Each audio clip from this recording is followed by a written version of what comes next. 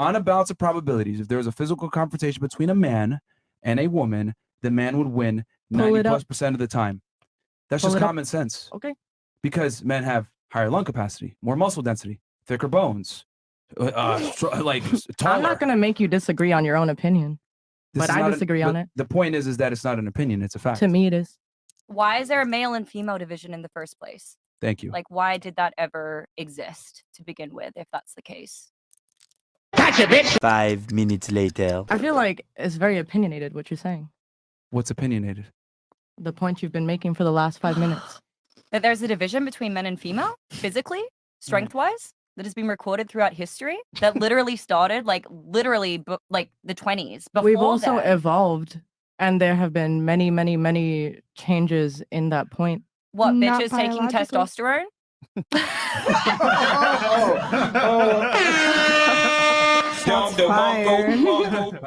What is up, guys? Welcome back to my channel. My name's Amy Dangerfield. A couple of months back, I was a guest speaker, a panelist on the Fresh and Fit podcast for the second time. And this time around, the conversation was even more controversial. Going into the show, I knew that Waka Flocka was going to be the main guest speaker. Now, I can't necessarily say that I'm a fan, that I really listen to any of his music, but you know, he's an established entertainer and entrepreneur.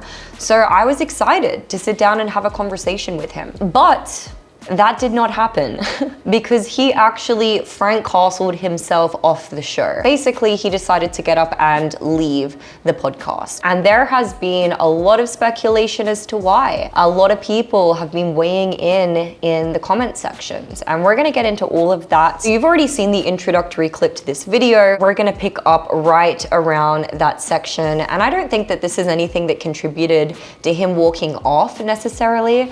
However, this is the part where Myron and Waka did begin to disagree. So let's take a look. I got a sister that'll whoop. I don't want to put men in the room too. Okay. I just know her brother here, but hey, if she was here, yeah. Okay. Okay. I tend to believe. Well, not even believe. I know that 90+% of the time, if a woman gets in a physical confrontation with a guy, she's gonna lose.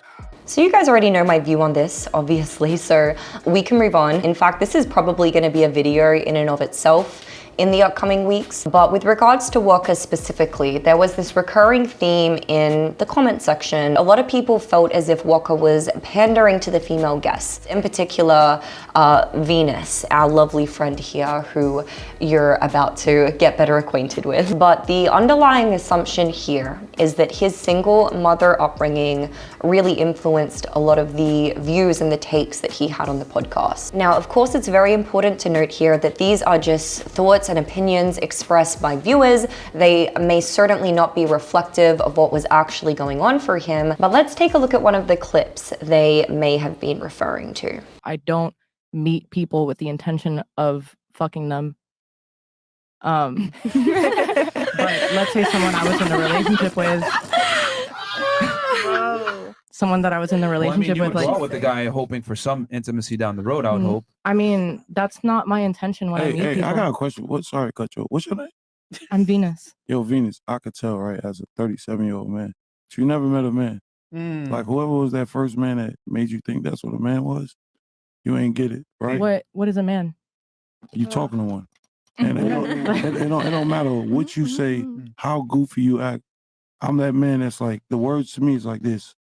When I get to the center, I got your heart. So that's what a man is. You never felt that. So I could tell you haven't. And there's still room for that. So you dig what I'm saying? I actually know a lot of really respectable men that I love very much. No, we both know that part, right? And I heard you.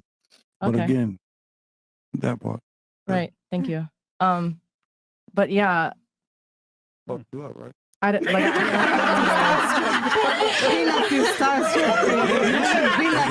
You're a cool person, I could tell. Thank you. Like you real good at like creating those entities around you to scare people. But it's like you remind me of a girl that like wear clothes but go home and like demask, like super motherfuckers.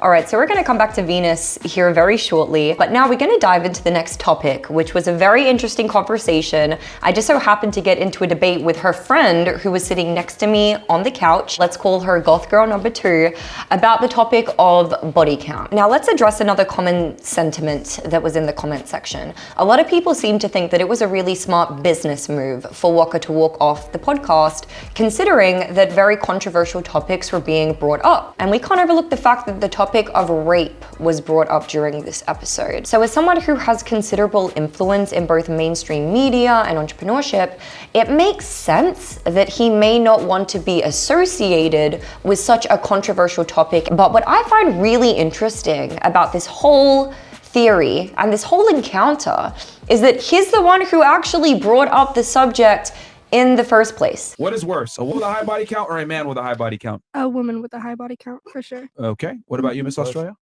Same thing. What about you? What's worse, a man with a high body count or a woman with a high body count? Neither is wrong.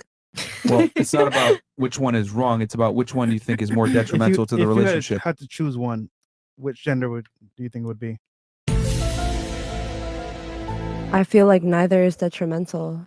I'm not trying to be difficult, but like actually, like I just would like I don't think it's detrimental. So you don't think someone's body count has any type of No, I don't think it's detrimental, love. So you don't think that it has any reflection on themselves, their Not character, even a little nothing bit, like that? no. I think that we all go through things and And so we fuck because we go through things? I mean, some do and some fuck because they want to, and some fuck for money, and some fuck for other I reasons. agree with both of y'all. I'm just saying, as me being a rapper guy, I just met people with so many different perspectives, and sometimes you meet girls who have body counts who got raped. That's true. Right, and that's facts. So, but that's just hypothetically speaking. I mean, that's not hypothetical though, because it's 1 out of 3. I like It's saying like the hypothetical statistic. because I don't want to bring nobody past to feel the you. present day of life because you're supposed to be moving forward, not looking back. I feel But, you. all right, I'm That's sorry for butting 100. it. There's so many different like circumstances which will influence your sexual activity. The question is, which one has the ultimate detrimental effect, a man or a female with a high body count? And ultimately, it's going to be a female. All right, so first things first, let's address the elephant in the room. Imitating accents. I don't know about you, but I find it hilarious when somebody imitates my accent. I mean, who doesn't love a good impression, right? Only thing is that she was doing an English accent. My accent just so happens to be Australian, okay? Not to get into the semantics. And I really don't want to get sidetracked here because we have bigger fish to fry. So the question at hand here, is it worse for a man or a woman to have a high body count? Well, according to the sex positive movement and largely the feminism movement, neither is wrong. However, actual research, a little thing known as objective truth, seems to state otherwise. Apparently, sexualizing women and girls can have an adverse effect on their mental health. Go figure. There was a report by the American Psychological Association essentially stating that sexualization of women and girls, particularly when it comes to media, okay? So think about your OnlyFans. Think about the sexualization of our generation on platforms such as Instagram. This actually contributes to multiple negative health outcomes, including, but not limited to, body shame, anxiety, depression, and eating disorders. This report also states that sexualization can lead to self-objectification, where a person merely views themselves as an object to be evaluated based on physical appearance. Now here's where things get interesting. Men and women are different. Shocking. I know. Women generally find it much easier to get sex than men. And any woman who can use a little bit of objective reasoning can admit that that is actually the truth. What is worth having doesn't come easy most of the time. And that's just a fact. Like, that's a life saying for a reason. The sky is blue, my hair is brown, I didn't make it so. But on the other hand, guys need to make themselves really desirable if they want to sleep with multiple women. It doesn't come easy. And this is something that I really had to come to grips with myself. It's not something that I had ever thought much about until I started getting into the interdynamic relationships aspect of the red pill genre, but it's very much true. The statistics back it up. 1 in 3 men is a virgin or hasn't had sex from 18 to 30. And going back to the original point about self-objectification and devaluing oneself, like men experience sex in a totally different way in that regard.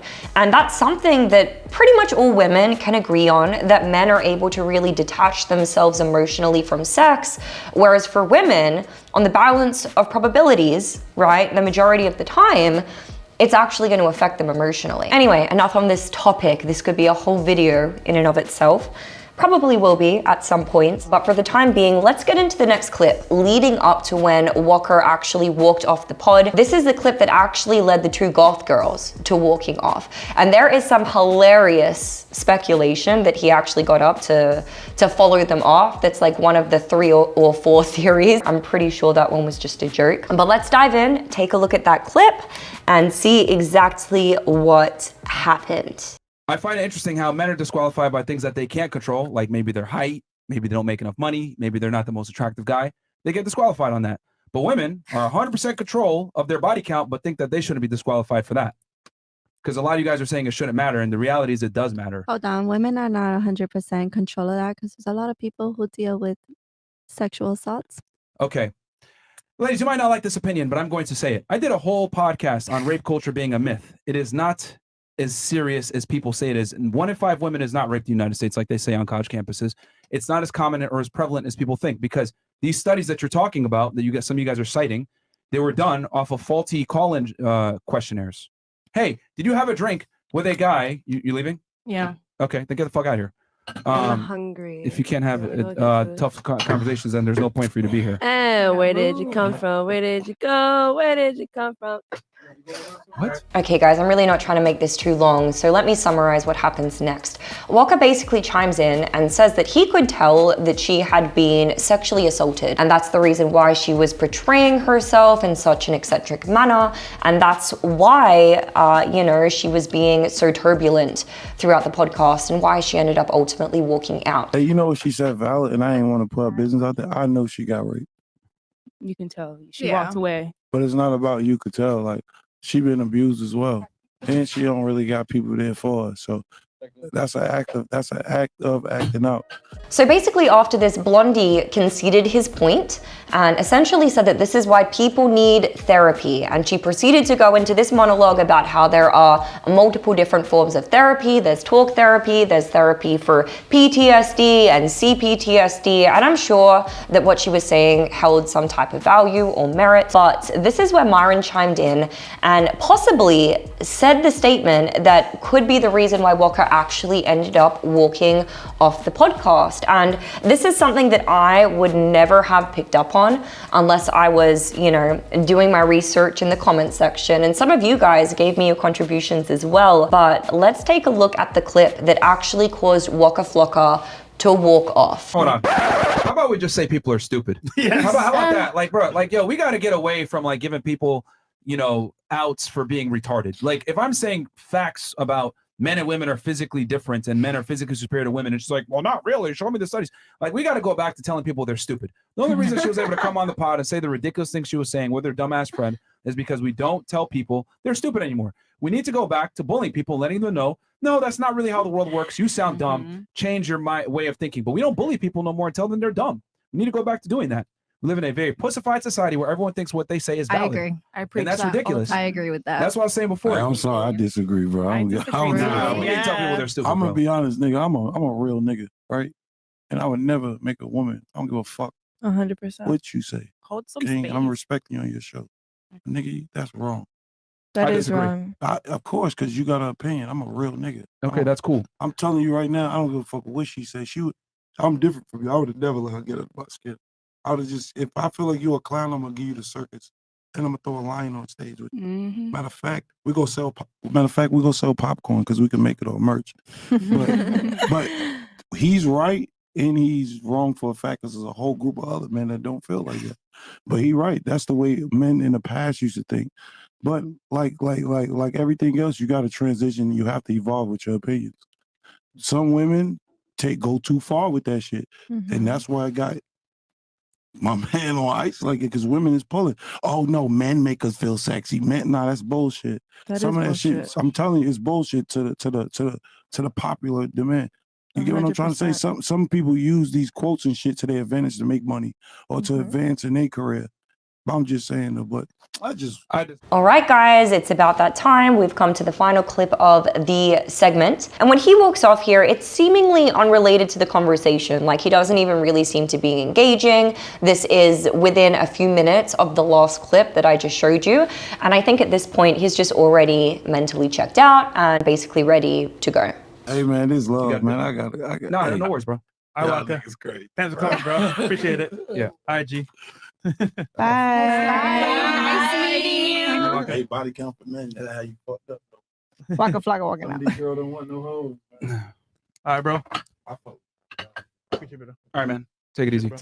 So there we have it. There is my evaluation, my speculation, and my commentary. You guys let me know your thoughts in the comment section down below. I'm going to be linking the Fresh and Fit episode in the description. And speaking of, I'm actually going to be a panelist on tonight's episode. And there's some pretty exciting speakers. I actually saw that Destiny was going to be on there. He's probably one of the only quote-unquote blue pill content creators that I tune into. He's a streamer. He definitely has some very interesting takes. I think it's very important to also listen to opposing views to your argument, because either number one, it's going to allow you to have more nuance or more empathy when approaching your adversaries, or on the other hand, if they're just totally wrong and they're not making any sense whatsoever, it just strengthens your own argument. And so I'm super excited. I'm excited to get on the show tonight. I'm excited to ask him some questions and possibly debate him on a couple of topics. So stay tuned, guys. I'm sure that episode is going to be coming up here very, very soon. I'm going to continue to try my best to bring you guys episodes every single week. I have been going through some turbulent stuff in my personal life recently.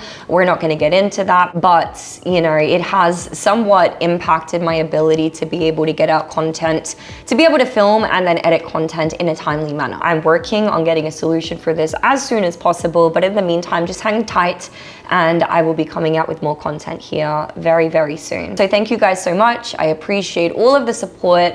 And once again, go ahead and do all the things, like the video, subscribe to my channel, leave me a comment, let me know what you want me to talk about, and ring that notification bell so you never miss an upcoming episode.